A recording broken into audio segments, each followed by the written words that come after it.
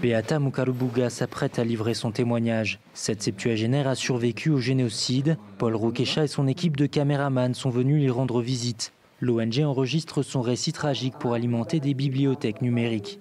C'est pour faire connaître que nos parents ont été tués, nos enfants, nos maris, nos sœurs et frères, nos voisins.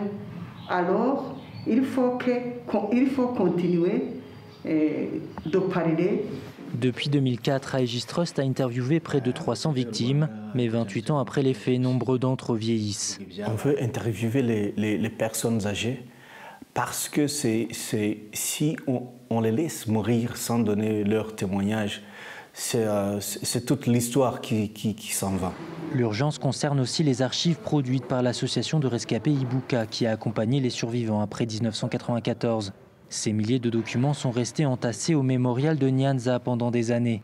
Depuis 3 mois, l'historienne Hélène Dumas travaille avec une équipe franco-rwandaise à leur triage et à leur numérisation. Toutes les pertes sont indiquées, à la fois les pertes familiales, mais aussi les pertes matérielles.